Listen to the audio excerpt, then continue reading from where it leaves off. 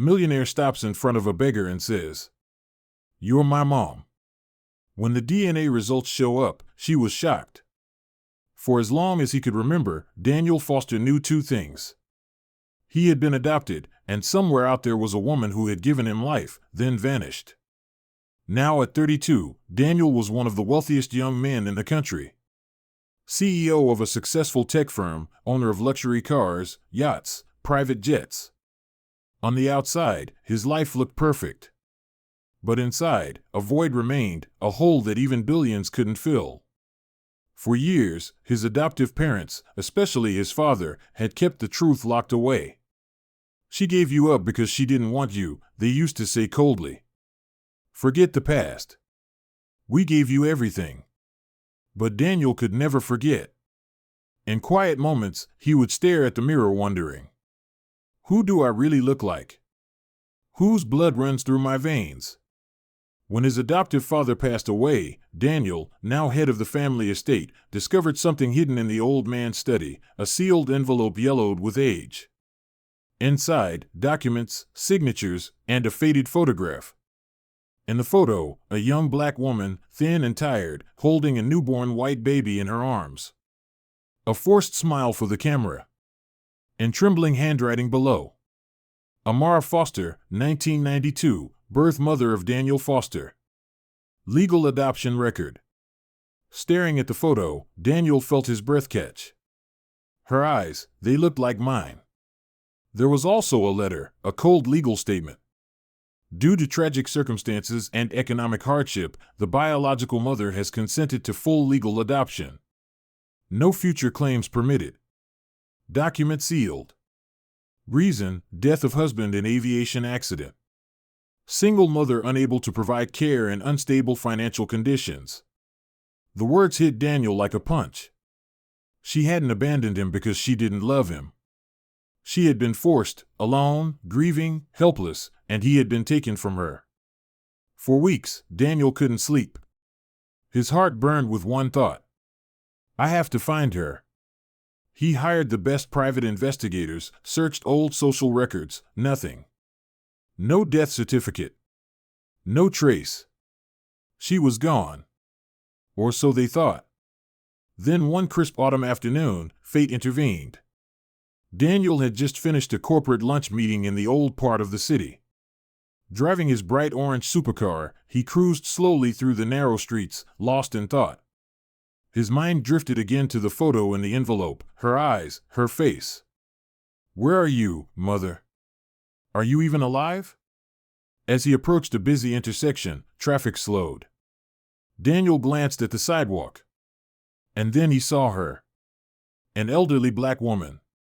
Thin, frail, hunched beneath the weight of a large cloth sack. Her clothes were torn. Her feet were bare. She moved slowly, her head down, a beggar forgotten by the world. But Daniel's heart jolted violently, her face, those eyes. It was her. Adrenaline surged through his veins. Without thinking, he slammed the brakes, his car screeching to a halt in the middle of the street. Horns blared behind him. But Daniel didn't care. Shoving open the door, he leapt out onto the pavement. The old woman looked up in surprise as the young millionaire in a sleek gray suit rushed toward her. For a moment, neither spoke. Daniel's chest heaved. His hands trembled. Then, in a voice choked with emotion, he whispered, You're my mother." The old woman blinked in confusion. Her thin body trembled under the heavy sack. She looked at the young white man standing before her, dressed in a sharp gray suit, eyes wide with emotion. What did you say?" she stammered. Daniel's voice broke. You're my mother. I know it. Please tell me your name." Tears welled in the woman's tired eyes. "Amara," she whispered. Daniel's knees went weak. It was the same name from the adoption file. He quickly pulled a folded photograph from his pocket, the old picture of her as a young woman holding a newborn baby. He held it out with trembling hands. "Look, it's you. It's me." Amara's breath caught in her throat. Her eyes locked on the faded image. Her hands flew to her mouth. A sob escaped her lips. Oh, God. No, it can't be.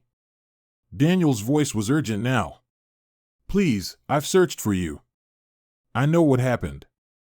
I found the papers, the truth about my father, about what they did to you. Tears streamed down Amara's cheeks. She sank to the ground, sobbing uncontrollably. Daniel knelt beside her. You didn't abandon me, he whispered. You saved me. You gave me life. Amara's frail hands reached up to cup his face, disbelief in her eyes. They told me I would never see you again, she wept. After your father died, I had nothing. I couldn't feed myself, let alone a baby. I had no choice. Her voice broke. They forced me to sign. They made me take that photo. They said it was the only way to save you. Daniel pulled her into a tight embrace. You don't have to explain, he whispered. You're my mother. You always will be. For long minutes, the two clung to each other, lost in the moment, years of pain, grief, and longing pouring out in tears. Passers-by stopped and stared, the sight of a wealthy young man embracing a ragged beggar woman in the street. But Daniel didn't care. Finally, through tear-filled eyes, he looked at her. Come with me, he said softly. Please, let me take care of you now. Amara shook her head weakly. Look at me. I'm nothing. I have nothing. You're a rich man. You don't need me. Daniel smiled gently. You are everything I've needed. I have all the money in the world, but I've never had my mother.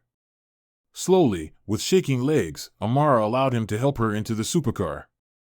For the first time in decades, she sat on soft leather, tears still falling down her weathered face. Daniel called his assistant. Get the best doctor, the best care, and prepare a room in my house. In the weeks that followed, Amara was given medical treatment, new clothes, good food. Her strength returned little by little. And every night, Daniel would sit with her, listening to her stories of the past, of her love for his father, of the terrible choice she was forced to make, of the years spent wondering what had become of her child. One quiet evening, as they sat by the fireplace, Amara looked at her son, now strong, successful, and kind. I thought I had lost you forever, she whispered. I never thought you would forgive me. Daniel reached for her hand, squeezing it gently. There's nothing to forgive, he said softly. You gave me life. And now I can finally give you the life you deserve. And so the woman once forced to give up her child, the woman once reduced to begging on the streets, now lived with dignity and love, and the care of the son she had never stopped loving. If you enjoyed this story, don't forget to give it a thumbs up and hit that subscribe button for more emotional, dramatic, and unexpected tales. And let us know in the comments where in the world you are watching from. We love hearing from all of you.